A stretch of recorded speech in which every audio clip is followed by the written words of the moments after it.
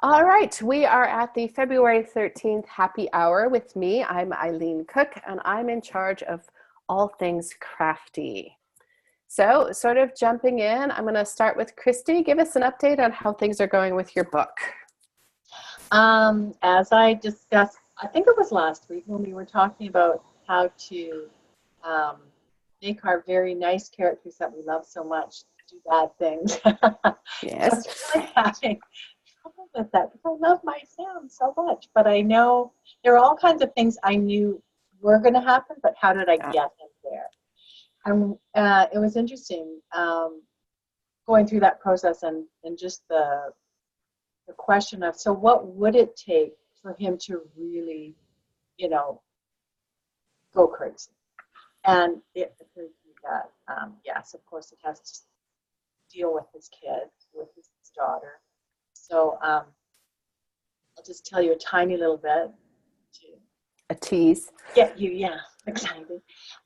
Yeah, so he is at the soccer field with his pals. He's not coaching. A couple of his other pals are coaching the girls. And he's missing the whole game, though, because Alfredo is telling him his secret.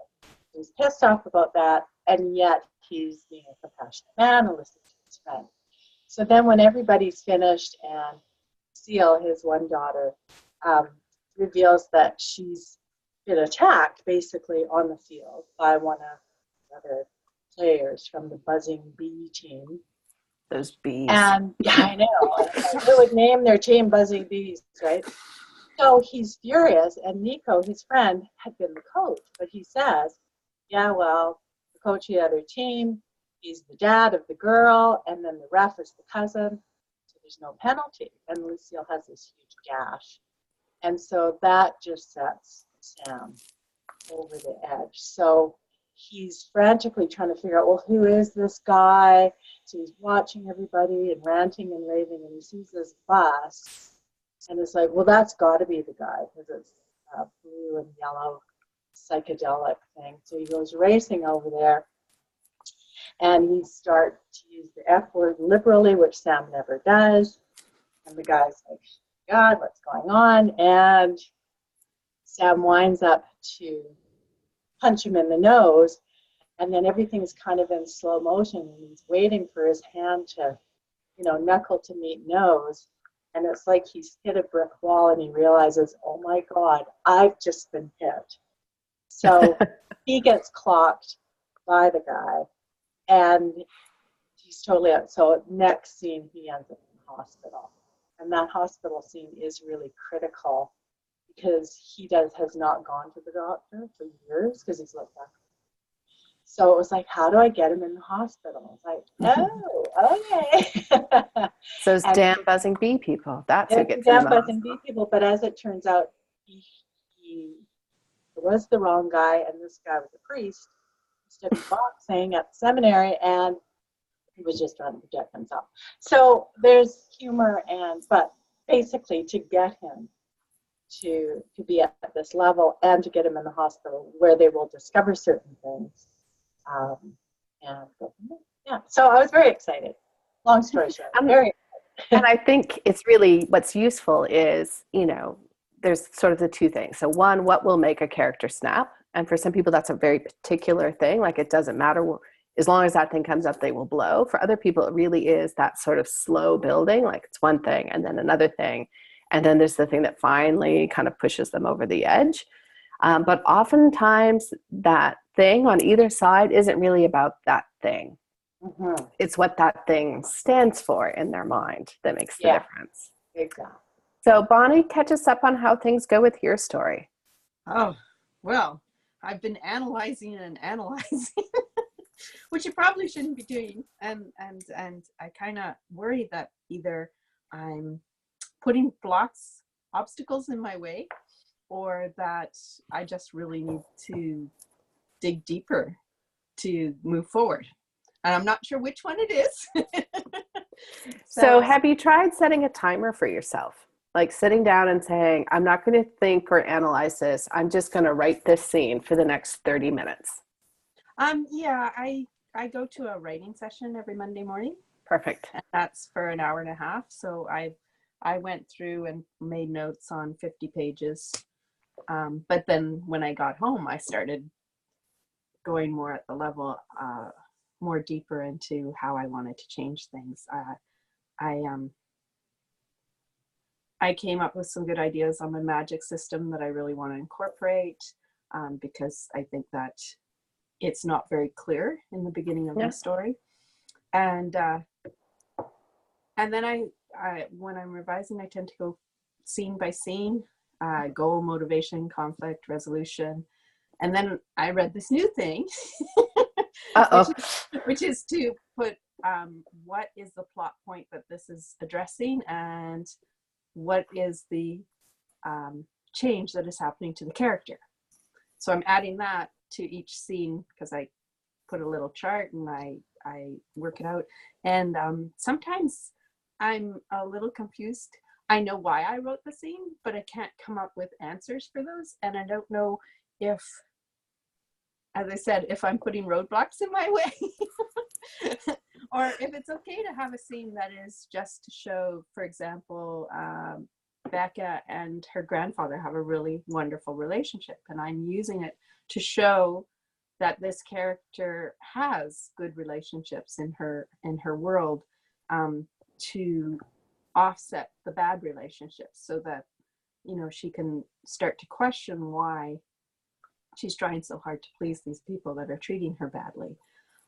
So I know why I have it in there, but then when I look at the scene level, I'm like, okay, the goal, get comfort from her grandfather. The motivation, well, because she wants comfort. The conflict, he gives her comfort. Maybe I need some conflict in here. Okay, well, he could say, your mother's right, which would cause some conflict. And I go, okay, and I take off with that, and I kind of rewrite the scene. And then I go, well, no, I don't really like that. Well, he could say something that is against what she wants as an overarching goal. Or she could be embarrassed because of the reason she went for comfort, which, as Eileen knows, is because she fought with a boy. So she could be embarrassed and not want to tell her grandfather, and that would put some conflict. Well, that's a different scene than the other scene. And then I'm going, okay, so where does this fit in the overall? How does that move the plot forward?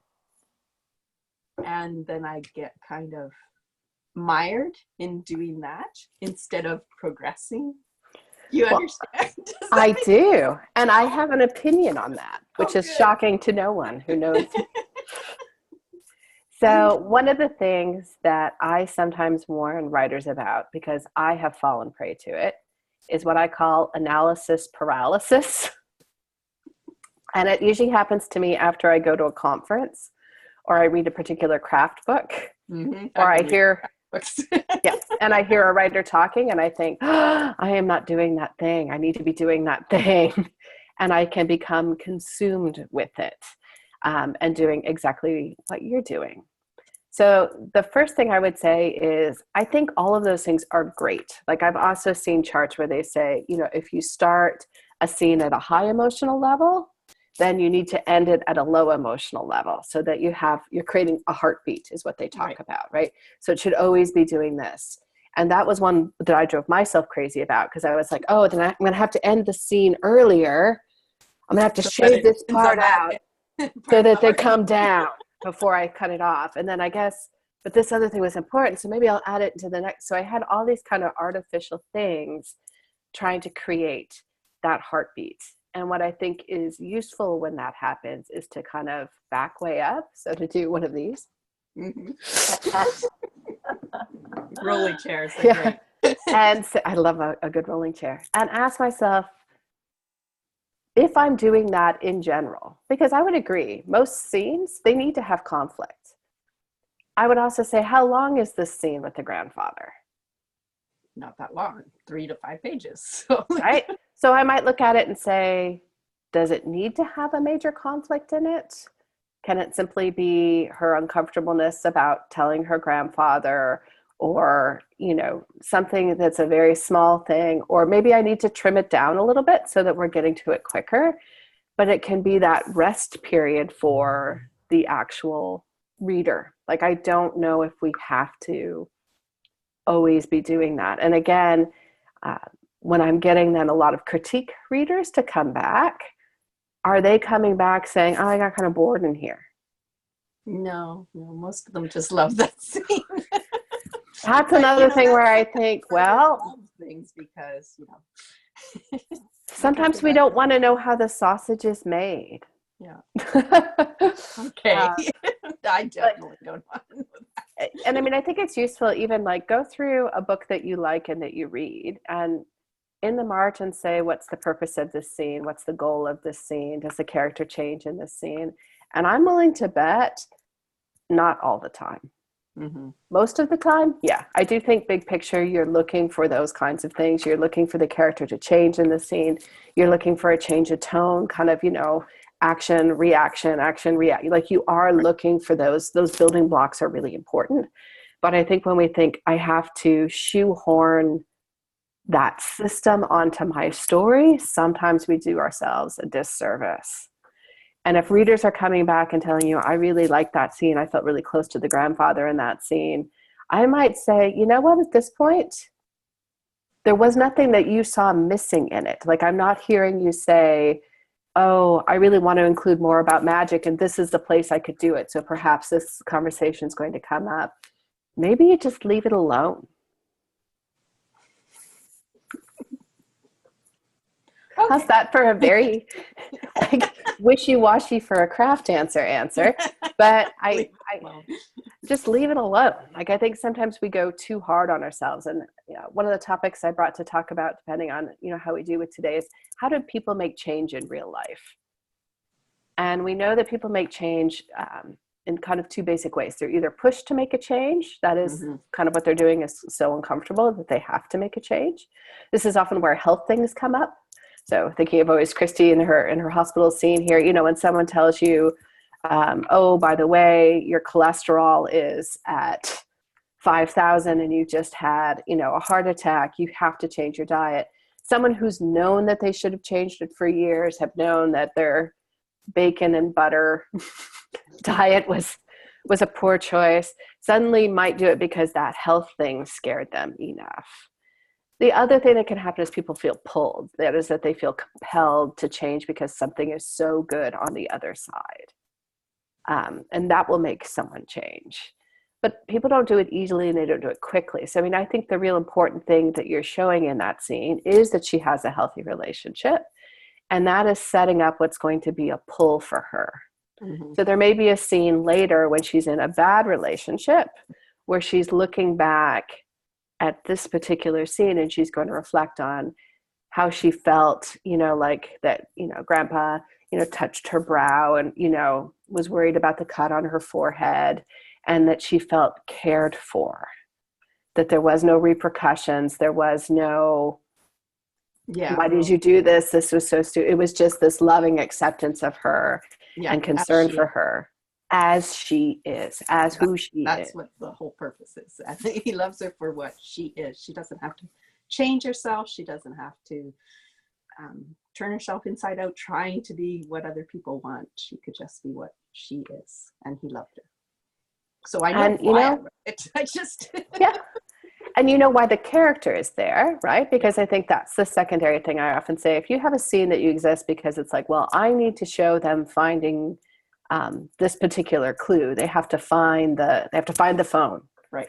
So I need a scene where they're searching around and the phone is found. They have to go to the hospital. And they have to go to the hospital, damn it. We have to get this man to the hospital. So, you're trying to force that in. Well, the characters, of course, they don't know that they're in a book. Poor souls. They have no idea that they're in a book.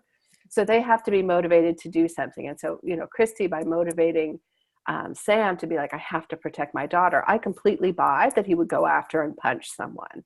And then I completely can buy that the guy's reaction is to defend himself, punch him, and then all of a sudden we now have a natural reason why this character has to go there.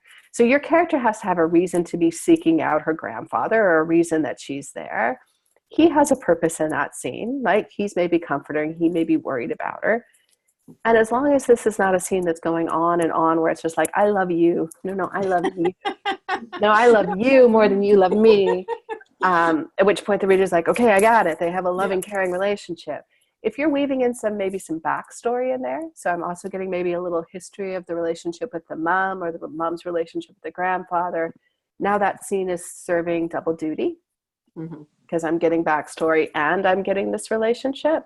And then the third piece I'm getting from it is potentially some yummy foreshadowing about what's going to happen with relationships down the road. That's pretty good. For me, when I catch myself is if I find a scene where I feel like it really has only one purpose, that I want to show that this character has a hairline trigger, that they can get angry for no reason. So I create a scene where they're going to get angry, but it really has no other purpose. Then sometimes I think, is there something else that I can show in there? Is there some piece of information that can come up? Is there some backstory? Is there some clue? Is there some piece of setting or detail that I can add to that scene so that it becomes important? Right. The question always is, if I took this scene out, would the book be missing anything? This is rather an important scene. So when I get to that, sometimes I'm like, you know what? Because I think what you're doing is a really great exercise. Like, I think it's always useful to be like, can I up the conflict in this scene? Because as we were talking about with Christy, sometimes we go too easy on them. Yes. So it can be really useful to ask yourself, what would make this situation worse? What would add some conflict to this?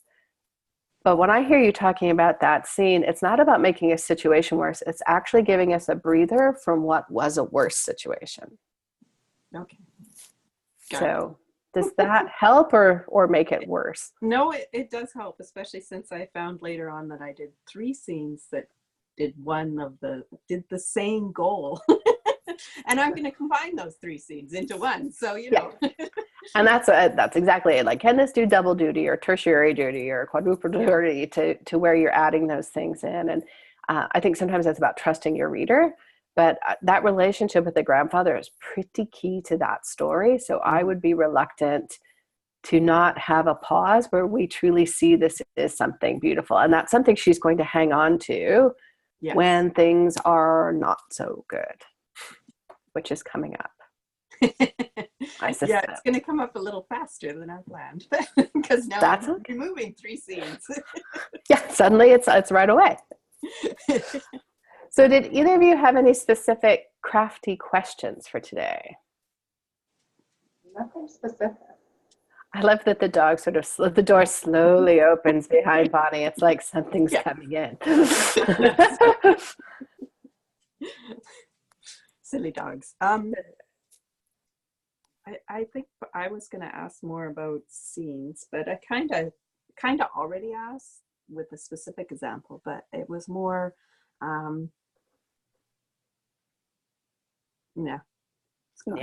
it just went away there with the dog. The dog took it away. The dog answered the question. I would say, one thing I think is useful is, again, I think sometimes we can get caught on certain steps. So sometimes people will say to me, how do you know what's a chapter versus what's a scene? And how many scenes can be in a chapter, and how long should a chapter be? And I've seen chapters that are one line, right? Because that are, 45 pages. Yeah, right. That go on and on. So I don't think there's necessarily a right or wrong answer to that. And for some people, in fact, I just edited a book where when she sent it to me, she said, I have to warn you, I have no chapter breaks because I don't know where they belong. Oh. Yeah. So she would have, a hard space between scenes. So you knew there was a transition. And then when we got to the end, she said, I don't know where to put the chapter breaks. And I'm like, just put them in where it feels like there isn't a right or a wrong answer. Obviously, if you're changing point of view, that's often a good place to change the chapter. But for myself, I kind of arbitrarily do it. Like sometimes I think I'm just like done with chapter 5. It's chapter 6 now, damn it. And there's no other reason than it feels like it should be. And then when I'm going through the revision process is sometimes where I'm like, am I ending it in a place that's too easy to put the book down? No. Like, is there a way to end this chapter where, that will just be, I got to know what happens next? Or does it feel like a good end? And I'll sometimes play with that. And then this will make your heart go 3 sizes, Bonnie. Sometimes I make myself a little chart Not using Excel though, but I do make a little chart. And I look at how long are my chapters. Bonnie, she loves herself a chart.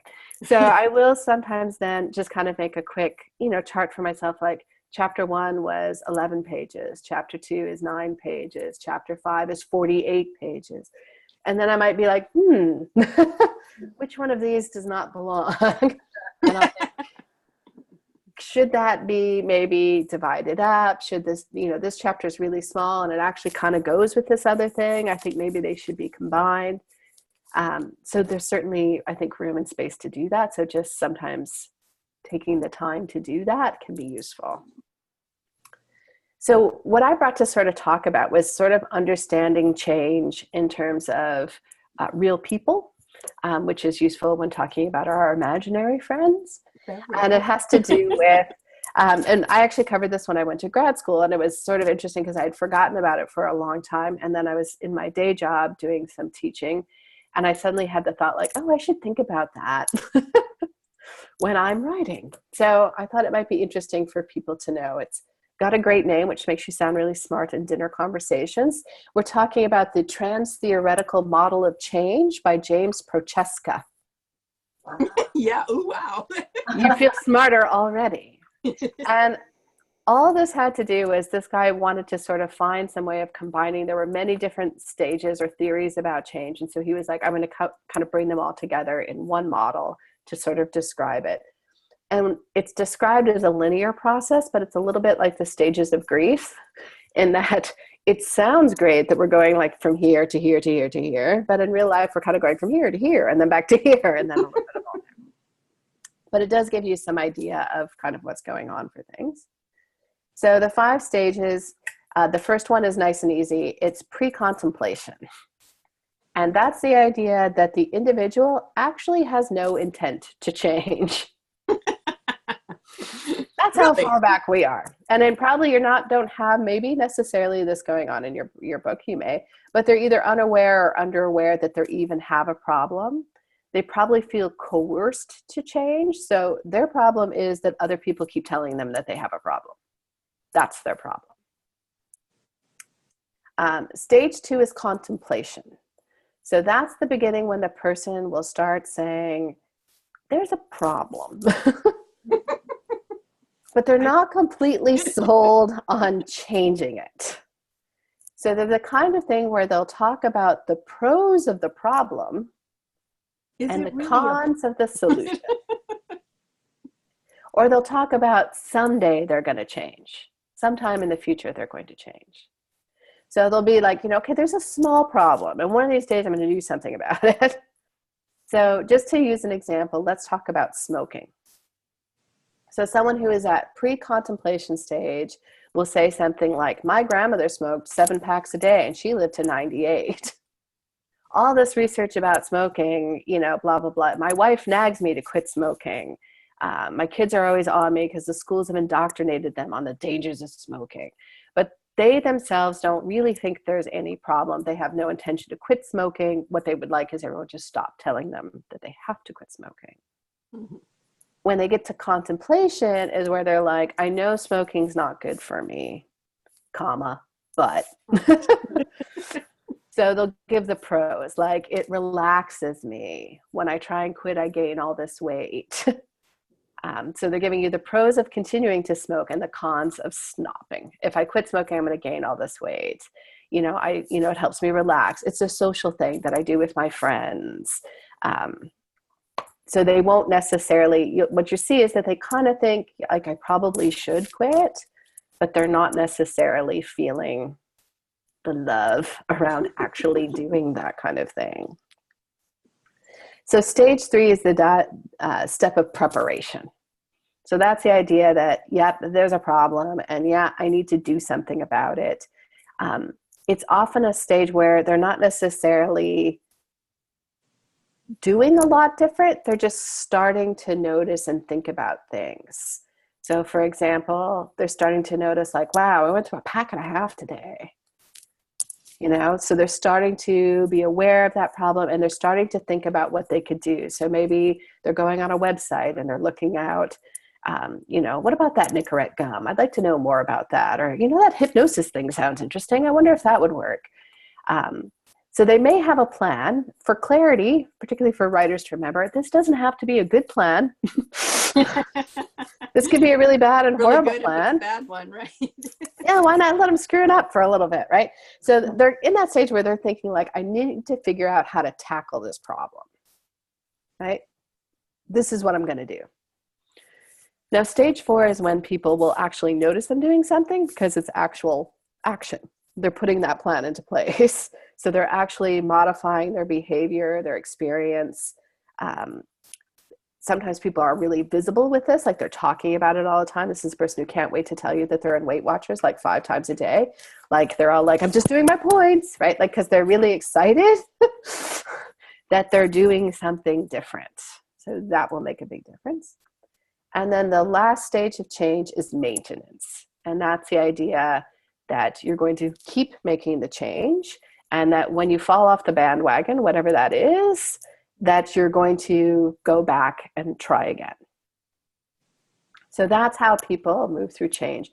And we can see this in everything from weight loss sort of situations to quitting smoking, to changing relationship issues, to tackling something that you're phobic about. It's sort of that idea of like, there's no problem with my fear of flying. That's stupid. Anyone who wants to fly is crazy. It's terrible for the environment, right? It would be easier if we could fly, we could take vacations, we could do this, but I'm going to drink heavily before any flight, and that's my plan of action, to trying out actual behaviors, actually getting on planes. And again, they may fail, they may go running off the flight because they can't quite handle it. But they're at least trying to do things to eventually kind of maintaining that change. Right? So I ate the cupcake, but that's okay. I can go to the gym tomorrow and get back on that bandwagon. So that's the stage that people are going through.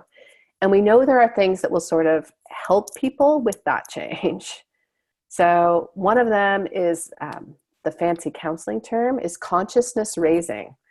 And that is the idea of throwing a lot of emotion at things, because strong emotion often makes people change. Mm-hmm. So I give the example, since we've been talking about smoking, my dad was a very heavy smoker when I was growing up. And I should say before I go on with the story, I actually have no recollection of this at all. It's a story that's been told to me by the family, but I'm pretty sure it's true because it sounds like something overly dramatic me would have done. But apparently when I was growing up, what I do remember, it was my mom who kind of got me up and got me going with the day. And it was my dad who would tuck me in at the end of the day and usually read me a story and kind of kiss me goodnight or whatever. And apparently one day in 2nd grade, I announced that I no longer wanted him to kiss me goodnight. To which he said, oh, like, are you getting to be too old? Are you, too big of a girl to want your dad to kiss you goodnight? And I apparently said, no, it's not that. But in school, we learned about how dangerous smoking is. And I know that you're going to die. And I don't want to love you as much as I do now. Good emotion there. Gut punch.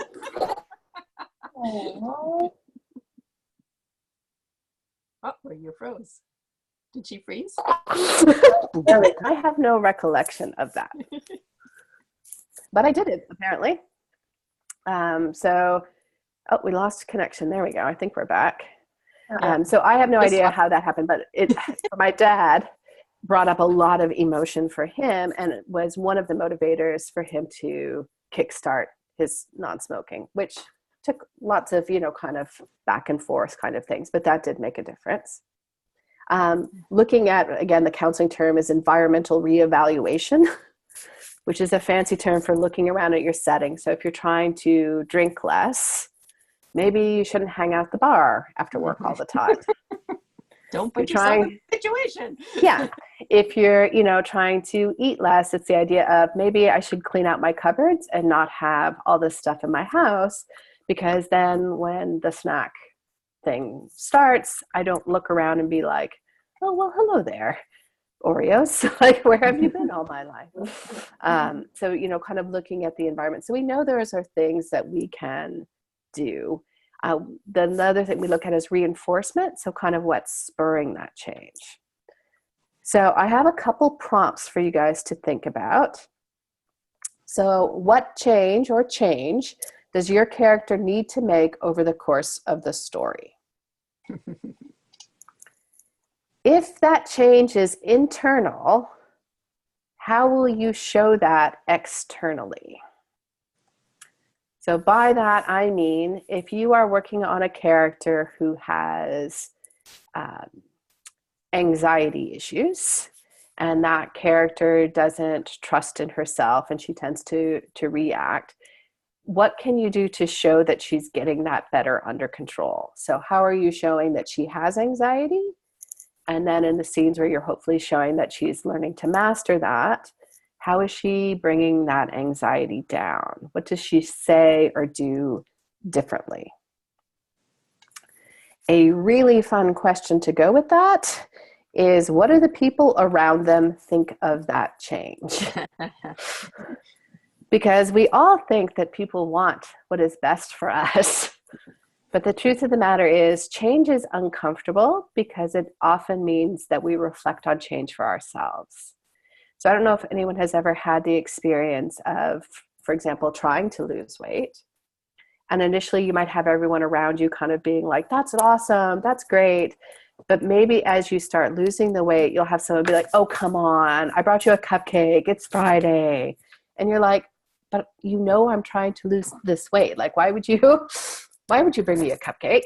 And it probably has less to do with you and more to do with them. But it also may have to do with, but I'm the pretty one and you're my funny fat friend.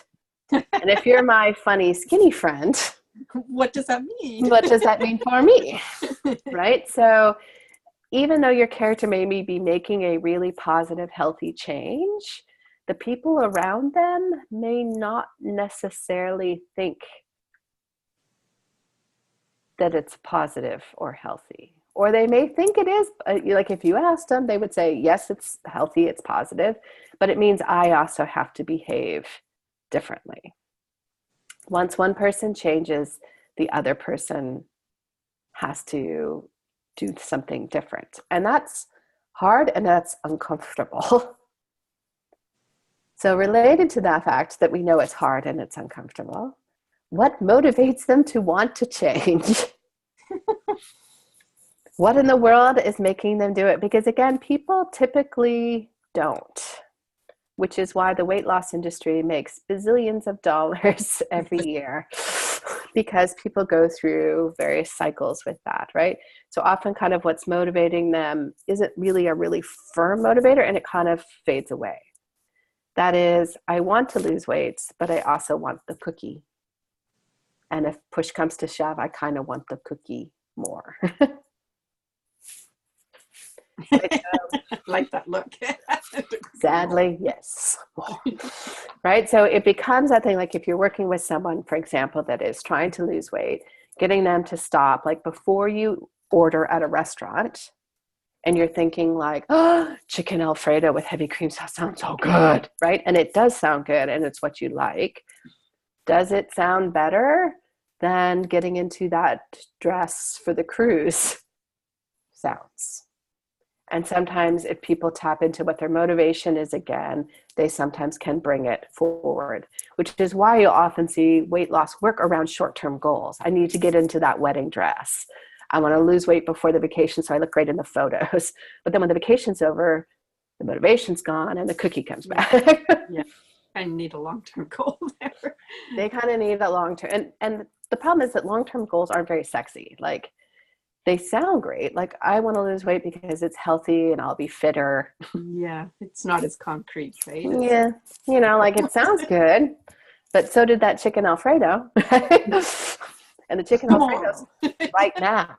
Like, it's like I can smell them making it in the back room. And if you're working with a counselor, they're often asking you to identify what's the here now and what's the long-term goal. So what's motivating them? And again, motivation might be a push. That is, they have no choice. So Luke Skywalker always wanted to be a Jedi. He talked about wanting to go to the academy. That was what he wanted to do. And then he actually had this great thing where Princess Leia is all like, help me. And Obi-Wan's like, you got it. We're going to go together. We're going to get that princess. He still said no. Initially, if you remember the film, he actually says, I can't go. I can't leave the farm. Is that because he really wants to be a farmer? Because he's afraid of change. He's afraid. Like, that's scary. Like, it's easy. You notice he blames other people. My aunt and uncle won't let me go. And the screenwriter took care of that little problem by burning his aunt and uncle to death, as well as the family farm. So suddenly he is now going to make a change. But as the movie progresses, he's making those changes for more and more of the right reasons. He's actually being pulled more than he's being pushed. Also, equally useful to think about what motivates them not to change. So we usually get something from our existing behavior. I was having a discussion with someone who was talking about an abusive relationship. And the person was saying, I don't understand why she would stay with him. He's a jackass, which, you know, from an objective point of view, he really was. So it would make good sense to leave. So the question is, what does she get by staying? And my hunch is that her fears about how hard it will be to leave, how he'll handle the leaving, what it's going to mean to possibly give up her home, a lot of their friends, to maybe have to move back in with her parents. Like, that also sounds not so good. So staying means she can keep the house in West Van, she can keep her social status, her kids can stay in that school, and she can keep her reputation as the woman who has it all together. Because not everybody knows about this dirty little problem. So she's getting something. I'm not saying that's a good thing. I'm not saying that that thing should outweigh what she should be doing, which is probably leaving before that violence escalates. But unless you know why someone is choosing to stay, as the writer, you can't either possibly take that away from them, because we are mean and horrible people, right? And or push on it long-term further. So if I was writing a story about this woman, I would say if one of the reasons she doesn't stay is because of reputation, I would potentially have her husband snap and smack her in a public place, where suddenly her reputation is now, do I want other people to see me as someone who would do that? Or I would take something that she values. Maybe I put her kids at risk, right? Maybe he shoves the kids one night. So she won't save herself, but she will do something to step in for her kids, right? Basically, I need to figure out how to either set the house afire around her to force her to leave, or to make something so amazing on the outside. Maybe she meets someone, she meets another woman who's been through this and sees that woman having her life together, and that's enough to pull her forward. So what makes them want to change and what makes them not want to change? What event kicks off the change? So again, that's often your inciting incident or something that's happening on that. How easy is it for your character to change? If it's easy, I'm going to argue maybe we should make that just a smidgy bit harder. Doesn't mean everything has to be a struggle, but at times they can. This is kind of related to what motivates them not to change, but what does your character give up if they make that change? Right? So again, going back to the example of the woman in the not great relationship, she's giving up some financial security. She's giving up her reputation. She's giving up likely her home. She can't afford that on her own, and I don't think he's going to pay for it if he's not allowed to live in it. That doesn't mean she won't still have things, but there are things she's having to give up in order to do that. And does your character fail to make the change? I think what we can say is that most of the time, most of us do. There's very few people who say, you know what I need to do? I need to lose weight. And tomorrow, I shall eat healthy forever. Forever and ever. Most of us struggle with that. So we make some gains, we fall back. We make some gains, we fall back.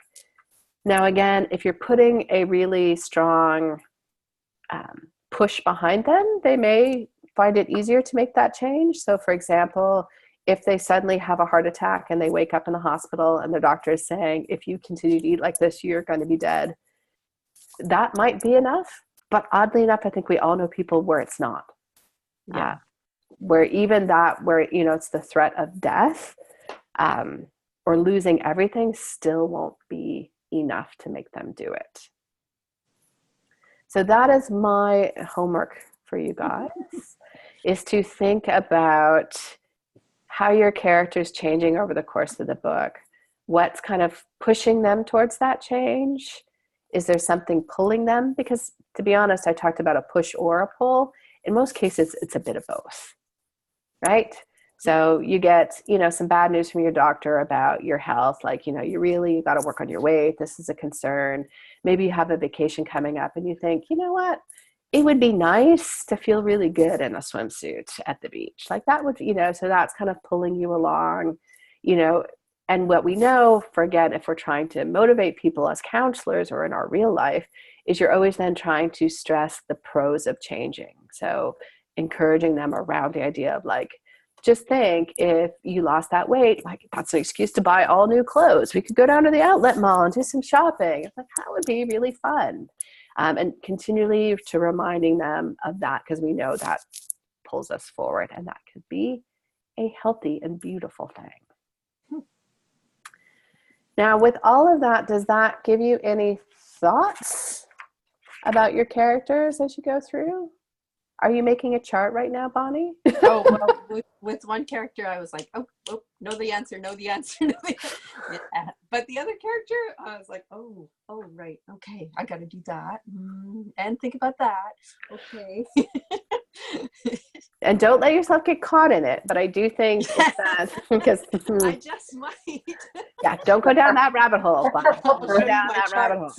Yeah, no more charts. You're not allowed to put this in a chart. You're at stage 3 of the stages of change. Yeah. No, I'm going to burn your charts and take it away from you. But it is that thing where I think, again, sometimes when we're writing, we're like, oh, well, I'm writing a book and it's about a character discovering self-love and realizing that, you know, what they want from their life and all this kind of stuff. So I'm going to throw this stuff at her and she's going to do it. But kind of just slowing down a little bit and thinking about like, well, why were they the way they were? Like that's kind of combining the backstory stuff we talked about. Like, how did they get to this situation?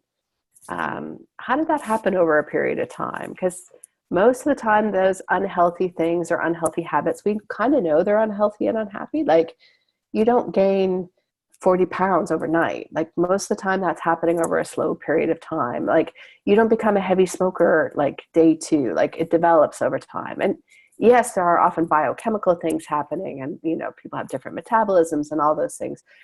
But if we're continuing to engage in behavior that's not great for us, that doesn't make us happy, that we kind of fundamentally know isn't very good, there's some reason, there's something that we're getting from that.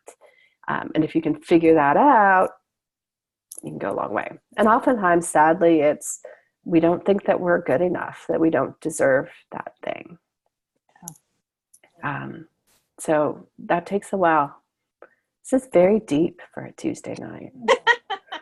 And now everyone's thinking about their own life and their own changes that they want to make in life. But it is Oh, we just froze. Yeah, we keep losing Eileen. a useful thing to kind of, why are they doing it? Why are they not doing it? Oh, there she's back. You know, and I look fine to me. It's you guys that freeze up on mine. You're frozen and I'm talking to myself. So that's how that. You talk with your mouth open. Ah. Yes, I do. Most people should talk with their All mouth right. open. Otherwise, it's mumbling.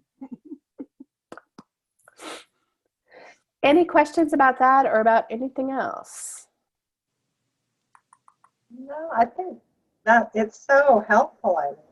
And I think these are the kind of questions that I have sort of been forcing myself to ask Sam. You know, I mean, he's stuck in grief. There's a safety in that. But he also makes assumptions about safety in that. And his friends have been allowing him that. and wallowing in that. And then there's a safety in that for them. There's, So you know, and I find think, all of that really interesting to Yeah. explore, but they don't, being men, they don't talk about it. yeah, no. And so for me, it's that challenge of how could it realistically come out, and does it come out in a way that will actually cause Sam to believe, yeah, change is in order. And I'm not convinced it's anything to do with his friend that caused him to change. It's everything to do with his choice. So that seems to be something that's just shifted for me, and it's like, oh, right, oh, okay. Yeah, It's his reaction to that changes it. And yeah. I mean, I think grief is really interesting, and this is a little, I don't know. Oh, you froze again. Dr. Phil Obright again. You have to repeat it because you froze. No, you froze. I heard Dr. Phil. Dr. Phil Oprah-ish, but they, and some talk show at least talks about sometimes letting go of grief makes people feel like, does that mean I'm letting go of the love that we had? Right. Exactly, right? Right? If I'm not grieving, then maybe I didn't love them as much as I thought that I did, or it means shutting that door and I'm not ready to shut that door, versus seeing that those two things actually aren't connected at all. Mm-hmm. Yeah, exactly. And I think for Sam, certainly there's that. And there's also, I mean, he's a dad and he wants to appear strong. And so he's trying to make these decisions, you know, with this armor on.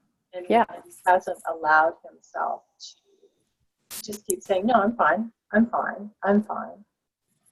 It's interesting for me though. And I have also suffered grief, as I think most of us by this age have.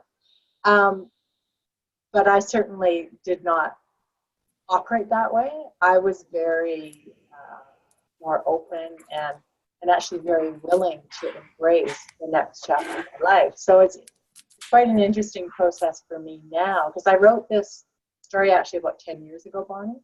Mm-hmm. And at least a version of it is certainly changing now. And so, yeah, probably about 10 years ago is when I started the story, thinking that I understood Sam as a grieving dad. And then it was like, so then I did lose my husband 3 years ago.